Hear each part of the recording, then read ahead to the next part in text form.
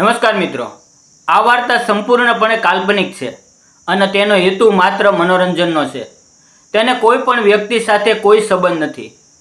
અમારા ઘરના ઉપરના માળે 2 રૂમ રસોડાનું એક સુંદર મકાન હતું, જે અમે ભાડે આપવા માટે રાખ્યું હતું. એક દિવસ ત્યાં એક વિધવા મહિલા પોતાની 5.5 વર્ષની માસૂમ દીકરી સાથે રહેવા માટે આવી. તે દેખાવમાં અત્યંત શાંત, ગંભીર અને સુંદર હતી. તે પોતાના કામથી કામ રાખતી અને આખો દિવસ ખૂબ મહેનત કરતી હતી. એકવાર રવિવારના દિવસે બપોરે આશરે 4 વાગ્યે મારા માતા પિતા નજીકના સગાને ત્યાં લગ્ન પ્રસંગમાં ગયા હતા. ઘરમાં માત્ર હું એકલો હતો. એ સમયે તે મહિલા ઉપરથી નીચે આવી અને મારા માટે ગરમા ગરમ ચા લઈને આવી. એ દિવસે તેણે આછા વાદળી રંગની સાદી સાડી પહેરી હતી. તેનો ચહેરો સવારના તડકા જેવો ખીલેલો અને બેહદ સુંદર લાગતો હતો. મેં ચાનો કપ હાથમાં લીધો અને તેને થોડીવાર હોલમાં સોફા પર બેસવા માટે આગ્રહ કર્યો. તો નમસ્કાર મિત્રો, મારું નામ વિવેક છે. હું અમદાવાદ શહેરમાં રહું છું અને અમારું પોતાનો 2 માળનો બંગલો છે. નીચેના ભાગમાં મારા માતા પિતાજી અને હું, અમે 3 લોકો રહીએ છીએ. ઉપરનો માળ અમે ભાડે આપવા માટે ખાલી રાખ્યો હતો. એક દિવસ સવારે લગભગ 10 વાગ્યે અમારા ઘરની બેલ વાગી. મેં જઈને દરવાજો ખોલ્યો તો સામે એક ભદ્ર અને સંસ્કારી સ્ત્રી ઊભી હતી. તે આંગળી પકડીને એક નાની ક્યુટ દીકરી પણ ઊભી હતી. તે સ્ત્રીની આંખોમાં એક અજીબ આત્મવિશ્વાસ હતો, પણ સાથે એક ઊંડી ઉદાસી પણ છુપાયેલી દેખાતી હતી. તેણે માથા પર સાડીનો છેડો સરખો કરતા ધીમા અવાજે કહ્યું, મેં બહાર લગાવેલું બોર્ડ વાંચીને ખબર પડી કે તમારે ઉપરનો માળ ભાડે આપવાનો છે. શું હું એ જોઈ શકું? એટલામાં મારી માતા પણ રસોડામાંથી બહાર આવી ગઈ. મેં માતાને કહ્યું કે આ ભાભી ઉપરનું ઘર ભાડે રાખવા માટે પૂછવા આવ્યા છે. મારી માતાએ સ્મિત સાથે કહ્યું, હા બેટા, ઉપરની રૂમો ખાલી જ છે. ચાલ હું તને બતાવી દઉં. અમે ત્રણેય ઉપર ગયા. ઘર હવા ઉજાસવાળું હતું, જેમાં એક મોટો હોલ, બેડરૂમ અને સુંદર રસોડું હતું. તેને ઘર ખૂબ જ ગમી ગયું. ત્યારબાદ મારી માતાએ સહજતાથી પૂછ્યું, બેટા તારું નામ શું છે અને તારા ઘરમાં કોણ કોણ છે? તારા પતિ શું કરે છે? તે સ્ત્રીએ લાંબો શ્વાસ લીધો અને આંખો નીચે કરીને બોલી, મારું નામ રાધિકા છે. મારી આ દીકરીનું નામ પીહુ છે. મારા પતિ એક નાની ફેક્ટરીમાં મેનેજર હતા, પણ 2 વર્ષ પહેલાં એક રોડ અકસ્માતમાં તેમનું અવસાન થયું છે. આ દુનિયામાં મારું કોઈ પિયર કે સાસરું નથી જે મને ટેકો આપે. હું અનાથ આશ્રમની છોકરીઓ માટે સિલાઈ ક્લાસમાં ટ્રેનર તરીકે કામ કરું છું અને જે પગાર મળે એમાંથી અમારું ગુજરાન ચલાવું છું. મિત્રો, રાધિકાની આ વાત સાંભળીને મારી માતાનું હૃદય દ્રવી ઉઠ્યું. રાધિકાએ ખચકાતા પૂછ્યું, માજી, આ ઘરનું ભાડું કેટલું છે? માતાએ પિતા તરફ જોયું, જેઓ પણ ત્યાં આવી ગયા હતા. પિતાજીએ કહ્યું, આમ તો આ વિસ્તારમાં ભાડું 5,000 છે, પણ દીકરી, તારી પરિસ્થિતિ જોઈને અમે તારી પાસેથી આટલા પૈસા નહીં લઈએ. તું દર મહિને માત્ર 3,000 આપી દેજે. આ સાંભળીને રાધિકાના ચહેરા પર એક મોટું સ્મિત આવી ગયું અને તેની આંખો કૃતજ્ઞતાથી ભરાઈ આવી. બીજે દિવસે તે પોતાનો થોડોક સામાન લઈને ઉપર રહેવા આવી ગઈ. હું કમ્પ્યુટર એન્જિનિયર પૂરું કરીને ઘરેથી જ એક મોટી કંપનીમાં વર્ક ફ્રોમ હોમ કામ કરતો હતો. હું અવારનવાર નીચેની ગેલેરીમાં લેપટોપ લઈને બેસતો. હવે મારી રોજની દિનચર્યામાં એક નવો બદલાવ આવ્યો હતો. હવે રોજ સવારે મને રાધિકાના દર્શન થતા. તે સવારે વહેલા ઉઠીને પોતાની નાની દીકરી પીહુને તૈયાર કરીને શાળાએ મોકલતી.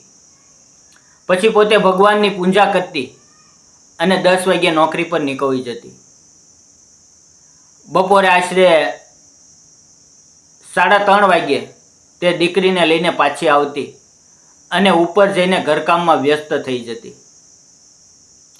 જ્યારે તે સાંજે અગાશી પર કપડાં લેવા આવતી ત્યારે મારી અને તેની નજરો ઘણીવાર એક થઈ જતી. તે બહુ મર્યાદામાં રહેતી અને બહુ ઓછું બોલતી, પણ તેની આંખો ઘણું બધું કહી જતી હતી. મને હવે રાધિકા પ્રત્યે માન અને આકર્ષણ બંને વધવા લાગ્યા હતા. તેની દીકરી પીહુ ઘણીવાર રમતા નીચે અમારા ઘરમાં આવી જતી. મારી માતા તેને બહુ વહાલ કરતી, તેને નાસ્તો કરાવતી અને મારી સાથે પણ પીહુને બહુ જામતું હતું.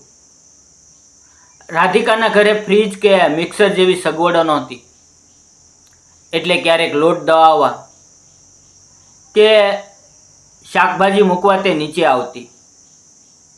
ત્યારે અમારી વચ્ચે ટૂંકી પણ મીઠી વાતો થતી. એક દિવસ અચાનક રાત્રે મારા પિતાજીને છાતીમાં અસહ્ય દુખાવો ઉપડ્યો. અમે ગભરાઈ ગયા. રાત્રે 2 વાગ્યે હોસ્પિટલ જવું પડ્યું. ડૉક્ટરે કહ્યું કે તેમને હાર્ટ એટેક આવ્યો છે અને તાત્કાલિક ઓપરેશન કરવું પડશે. મારી માતા આ સાંભળીને સાવ ભાંગી પડી. હું પણ એકલો મૂંઝાઈ ગયો હતો. સવારે જ્યારે રાધિકાને આ વાતની ખબર પડી ત્યારે તે પોતાના સિલાઈ ક્લાસમાં રજા મૂકીને સીધી હોસ્પિટલ પહોંચી ગઈ.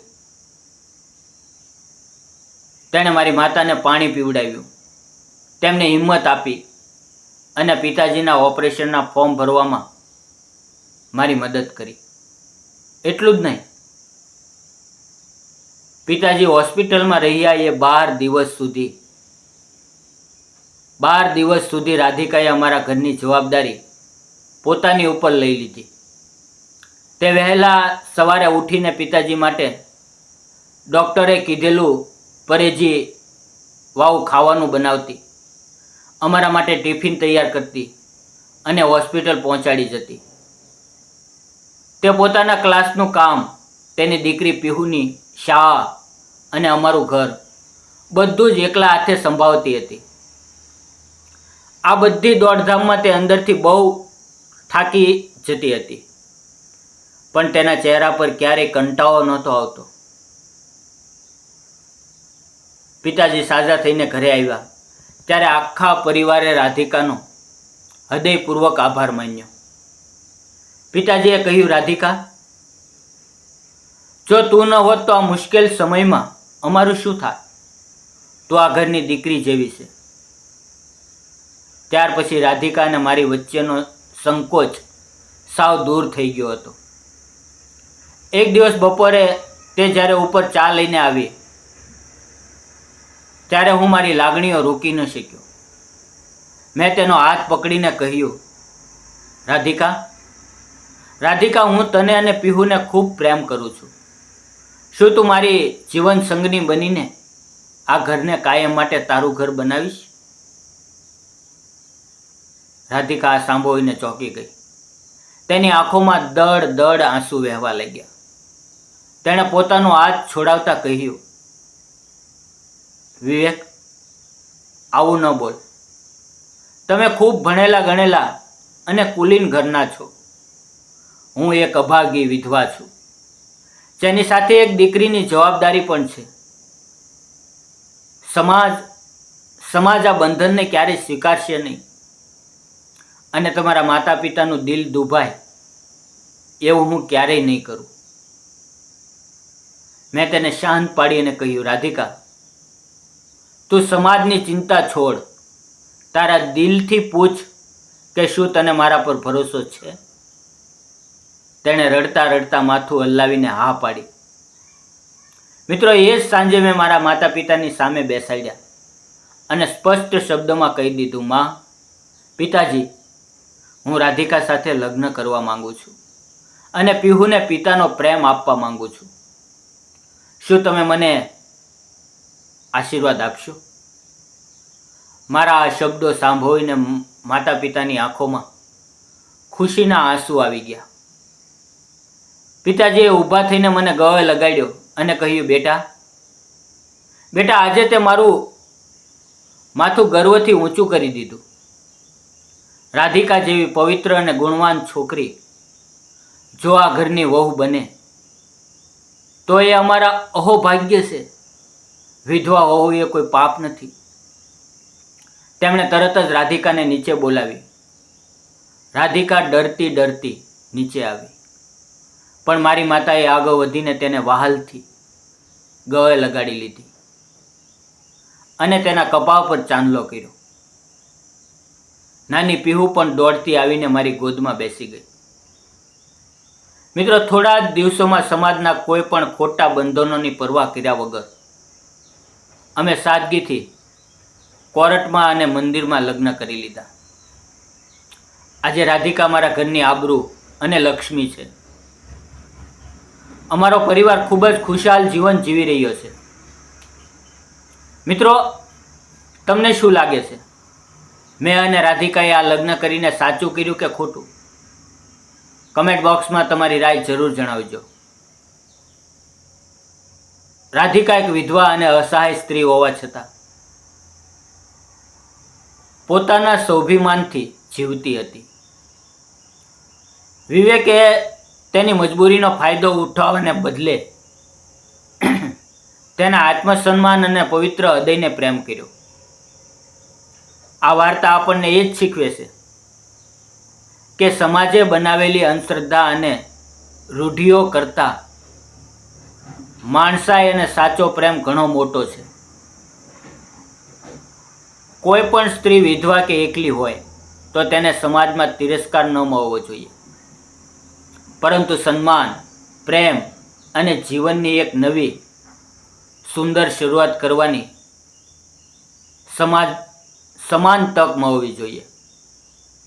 જો આ ભાવનાત્મક પ્રેમ કહાની તમને ગમી હોય તો આ વાર્તાને લાઈક, શેર અને સબસ્ક્રાઈબ કરવાનું ચૂકતા નહીં. મિત્રો, ફરી મળશું એક આવી જ હૃદયસ્પર્શી વાર્તા સાથે. ત્યાં સુધી તમારા દોસ્તને રજા આપો. ધન્યવાદ મિત્રો.